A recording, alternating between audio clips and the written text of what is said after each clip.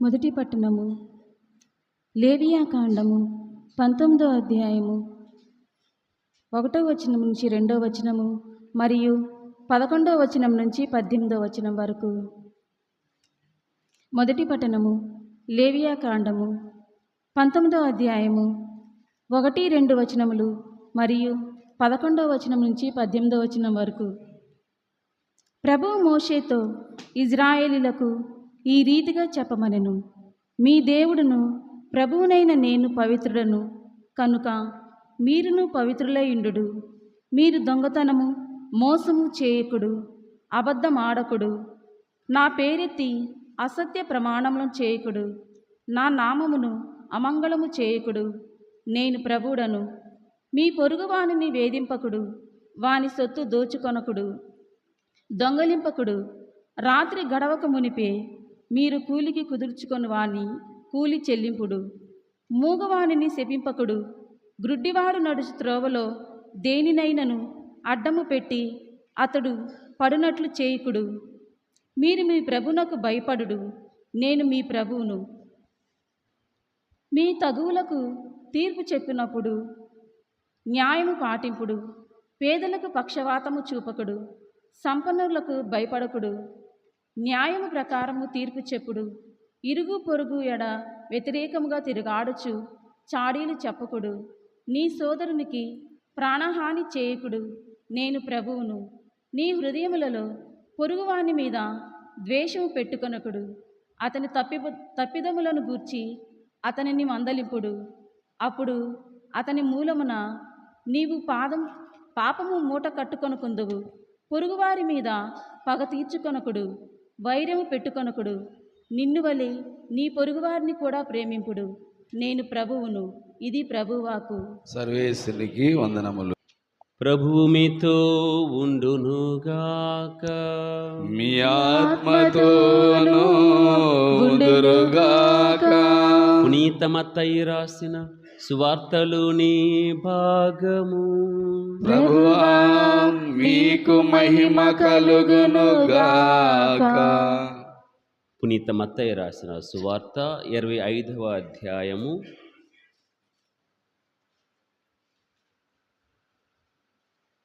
31 నుండి 48వ వచనం వరకు. యేసు తన శిష్యులతో ఇట్లు పలికెను, మనుష్య కుమారుడు సమస్త దూతల సమేతముగా తన మహిమతో వచ్చునప్పుడు తన మహిమాన్విత సింహాసనంపై ఆసీనుడగును. అప్పుడు సకల జాతుల వారు ఆయన సముఖమునకు చేర్చబడుదురు. గొర్రెల కాపరి మేకలను గొర్రెలను వేరుపరచునట్లు ఆయన వారిని వేరుపరచును. ఆయన గొర్రెలను తన కుడి ప్రక్కన, మేకలను తన ఎడమ ప్రక్కన నిలుపును. అప్పుడు రాజు తన కుడి ప్రక్కన ఉన్న వారితో, నా తండ్రిచే దీవింపబడిన వారలారా రండు, ప్రపంచ ప్రారంభము నుండి మీకై సిద్ధపరపబడిన రాజ్యమును చేకొనుడు. ఏలైనా నేను ఆకలి గొనినప్పుడు మీరు ఆహారము ఉనసగితిరి, దప్పిక గొనినప్పుడు దాహము తీర్చితిరి, పరదేశినై ఉన్నప్పుడు నన్ను ఆదరించితిరి, నేను వస్త్రహీనుడై ఉన్నప్పుడు వస్త్రములను ఇచ్చితిరి, రోగినై ఉన్నప్పుడు నన్ను పరామర్శించితిరి, చెరసాలలో ఉన్నప్పుడు నన్ను దర్శింపవచ్చితిరి అని పలుకును. అప్పుడు ఆ నీతిమంతులు, ప్రభూ, నీవు ఎప్పుడు ఆకలి కొని ఉండుట చూచి భోజనము పెట్టితిమి, దప్పిక కొని ఉండుట చూచి దాహము తీర్చితిమి, ఎప్పుడు పరదేశిగా ఉండుట చూచి ఆదరించితిమి, వస్త్రహీనుడవై ఉండుట చూచి వస్త్రములను ఇచ్చితిమి, ఎప్పుడు రోగివై ఉండుట చూచి పరామర్శించితిమి, చెరసాలలో ఉండగా దర్శింపవచ్చితిమి అని అడుగుదురు. అందుకు ఆయన, ఈ నా సహోదరులలో అత్యల్పుడైన ఏ ఒక్కనికిని మీరు ఇవి చేసినప్పుడు అవి నాకు చేసితిరి అని మీతో నిశ్చయముగా చెప్పుచున్నానని వారితో చెప్పును. అప్పుడు ఆయన తన ఎడమ ప్రక్కనున్న వారితో, శాపగ్రస్తులారా, నా నుండి తొలగి పిశాచమునకు దాని దూతలకు ఏర్పాటు చేయబడిన నిత్య నరకాగ్నిలోనికి పొండు. ఏలైనా నేను ఆకలి గొని ఉంటిని, మీరు అన్నము పెట్టలేదు, దప్పిక గొని ఉంటిని, దాహము తీర్చలేదు, పరదేశినై ఉంటిని, నన్ను ఆదరింపలేదు, వస్త్రహీనుడై ఉంటిని, నాకు వస్త్రములను ఇయ్యలేదు, రోగినై ఉంటిని, నన్ను పరామర్శింపలేదు, చెరసాలలో ఉంటిని, నన్ను దర్శింపరాలేదు అనను. అప్పుడు వారు కూడా, ప్రభు, నీవు ఆకలిగొని ఉండుట, దప్పికగొని ఉండుట, పరదేశివై ఉండుట, వస్త్రహీనుడివై ఉండుట, రోగివై ఉండుట, చెరసాలలో ఉండుట మేము ఏనాడు చూచి పరిచర్య చేయకపోతిమి అని ప్రశ్నింతురు. అందుకు ఆయన, ఈ అత్యల్పులలో ఒకనికైనను మీరివి చేయనప్పుడు నాకును చేయలేదు అని నిశ్చయముగా చెప్పుచున్నానని వారితో చెప్పును. వీరు నిత్య శిక్షకు వెడలిపోవుదురు, నీతిమంతులు నిత్య జీవములో ప్రవేశింతురు అని పలికెను. ఇది క్రీస్తు సువిశేషము. క్రీస్తువా మీకు స్తుతి కలుగును గాక.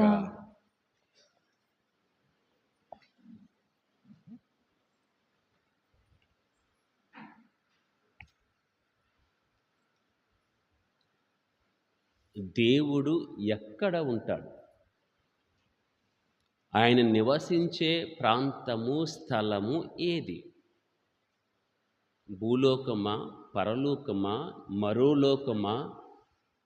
7 లోకాల్లో ఏ లోకములో దేవుడు ఉన్నాడు? పాట అయితే పాడుకుంటాం, ఏమని?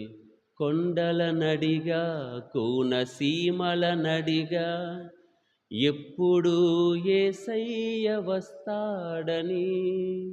కొండల నడిగా, కోనసీమల నడిగా, ఎప్పుడు యేసయ్య వస్తాడని. ఎక్కడున్నాడు, ఎప్పుడు వస్తాడు? ముందు ఎక్కడున్నాడో తెలిస్తే ఎప్పుడు వస్తాడో కూడా కొంతలో కొంత మనం అంచనా వేయవచ్చు. వెదకని చోటే లేదు, నువ్వు ఎక్కడున్నావు. Praise the lord, praise the lord, praise the lord. దేవుడు ఎక్కడున్నాడు ప్రియమైన సహోదరి సహోదరులారా? ఆకాశాన ఉన్నాడా? ఆ పరమండలంలో ఉన్నాడా? అత్యున్నత సింహాసనంపై అక్కడ ఆసీనుడై ఉన్నాడా? ఎక్కడ ఉన్నాడు? ఆయన ఎక్కడ ఉన్నాడో తెలియక ఆయన దర్శింపాలని, ఆయనతో మాట్లాడాలని భక్తుడు అనేకమైనటువంటి మార్గాలను అన్వేషించాడు. చాలామంది ఏమనుకుంటారు, ఈ మన ఊరిలో ఉంటే, మన గుడిలో ఉంటే దైవ దర్శనము కాదు కాబట్టి దూర ప్రాంతాలకు వెళ్ళాలి. మరికొందరైతే ఇంకా దూర ప్రాంతాలకు వెళ్ళాలి. నరవాసన తగలిన ఒక ప్రదేశానికి వెళ్ళి తపస్సు చేస్తే కానీ దేవుడు దర్శనం ఇవ్వడు. ఆయన ఎక్కడ ఉంటాడో తెలియదు. ఆయన రప్పించాలంటే తపస్సు. Praise the lord, praise the lord. కానీ ఒక క్రైస్తవ విశ్వాసి ఆ కోణం మారాలి, అడిగే ఆ ప్రశ్న మారాలి. ఎక్కడ ఉంటాడు దేవుడు అంటే మన సమాధానం ఏముండాలి? దేవుడు మనుష్యుడై జన్మించాడు. దేవుడు మనుష్యుడై ఉన్నాడు, మనిషిలా జన్మించాడు. ఆయన ఎక్కడా లేడు. ఆయన ఒక మనిషి రూపములో ఉన్నాడు. ఒకప్పుడు మనిషిగా జన్మించాడు, ఇప్పుడు ఎక్కడ ఉన్నాడు? ఏదో ఒక ప్రాంతంలో లేడు. ఆయన ప్రతి మనిషిలో, మనిషి రూపములో ఉన్నాడు. దాన్ని రుజువు చేస్తూనే యేసయ్య చెప్పిన ఈ కథ, తుది తీర్పు కథ. వీరందరూ అనుకున్నారు, దేవుడు ఎక్కడున్నాడు? లేడు కదా, మాకు కనిపించేదని మా ఇరుగు పొరుగు వారు, మా ఇంటి ప్రక్క వారు, ఆపదలో ఉన్నవారు, అభాగ్యులు, అనారోగ్యులు, వీళ్ళు తప్ప నాకు ఎవరు కనిపించటం లేదు కదా. దేవుడు అంటే ఆయనకు ఒక స్వరూపం ఉంది. ఆయన వస్తే ఒక తేజస్సు ఉంది. ఆయన వస్తే ఒక వెల్కమ్ ఉంటుంది. కోటాను కోట దేవదూతలు ఉంటారు, పాటలు పాడుతారు. ఆయనకంటూ ఒక వైభవం ఉంది, సామాన్యులా రాడు కదా అని భావించిన వారు ఉన్నారు. ప్రభు ఏమంటున్నాడు? ఈ అత్యల్పులలో ఏ ఒక్కనికి చేసినా నాకు చేసినట్లే. ఇది భయంకరమైన ఆజ్ఞ అండి. 10 ఆజ్ఞల కంటే భయంకరమైన ఆజ్ఞ ఇది. Praise the lord, praise the lord. ఎందుకు భయంకరమైన చెప్తున్నానంటే 10 ఆజ్ఞలు ఏం పాటిస్తామో తెలియదు, కానీ దీని ప్రకారం ఈ అత్యల్పులలో ఏ ఒక్కనికి నువ్వు మేలు చేసినా కీడు చేసినా నాకు చేసినట్లే. అంటే నేను తిడుతున్నాను నిన్ను అంటే ఎవరిని తిడుతున్నాను? నా కోపాన్ని ప్రదర్శిస్తున్నానంటే ఎవరి మీద ప్రదర్శిస్తున్నాను? నీలో ఉన్న దేవుని మీద. అదే కదా, ఏ ఒక్కనికి చేస్తే, ఎవరికి చేసినా అది నాకు చేసినట్లే. నువ్వు పోట్లాడుతుంటే దేవునితో పోట్లాడినట్టే. నువ్వు మేలు చేస్తే దేవునికి మేలు చేసినట్లే. నువ్వు ఒకరిని పడవేస్తే దేవుణ్ణి పడవేసినట్లే. ఒకరిని నాశనం చేస్తే దేవుణ్ణి నాశనం చేసినట్లే. అదే ప్రభు చెప్పాడు. వీరేమన్నారు, అయ్యా అసలు మేము ఎప్పుడు చేసాం, మంచే చేయలేదే, నువ్వు మాకు కనిపించలేదు, నీకు మేలు చేయలేదు, వస్త్రాలు ఇవ్వలేదు, దాహం తీర్చలేదు, అన్నం పెట్టలేదు, పరామర్శించలేదు, ఏమీ చేయలేదు అని వీళ్ళు అన్నారు. వాళ్ళేమన్నారు, అసలు నువ్వెప్పుడు వచ్చావు, మేము ఎప్పుడు చేయకుండా ఉన్నాం. ఒకటే సూత్రం, మనుషులు దేవుణ్ణి చూడాలి. అదే ద్వితీయోపదేశ కాండములు ఈనాటి పట్టణంలో చివరి వాక్యం. లేవియా కాండం 19వ అధ్యాయము 18వ వచనం చదవండి. పొరుగువాని మీద పగ తీర్చుకొనకము, వైర్యము పెట్టుకొనకము. అండర్లైన్ చేసుకోవాలి. ఇదే వాక్యాన్ని యేసయ్య అక్కడ కూడా చెప్తాడు. నిన్ను వలే నీ పొరుగువారిని కూడా ప్రేమింపుము. ఈ ఒక్క ఆజ్ఞ చాలు మనందరం ఎక్కడో పోవటానికి. అక్కడ చివర్లో ఏముంది, ఈ దుష్టులందరూ కూడా నిత్య శిక్షకి వెళ్ళారు, నీతిమంతులేమో నిత్య జీవమునకు వెళ్ళారు. ఈ వాక్యానుసారం కనుక, ఈ కొలమానం ప్రకారం కూడా దేవుడు కనుక పిలిచి నిన్ను ఎడమ వైపు కుడి వైపు నిలబెట్టి, ఇదయ్యా నా కొలమానం ఇది, నీ వలే నీ పొరుగు వారిని ప్రేమింపుము, ఏ ఒక్కరికి చేసినా నాకు చేసినట్లే, ఈ కొలమానం పెట్టి నిన్ను నన్ను కనుక చూస్తే మనందరం కూడా ఎడమ వైపు పోయే బ్యాచ్లోనే ఉంటాం.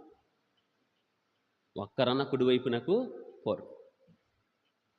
ఆ తిట్టినప్పుడు, ఆవేశం వచ్చినప్పుడు, దానం చేసేటప్పుడు ఆ మనుషులు దేవుణ్ణి చూడలేకున్నాము.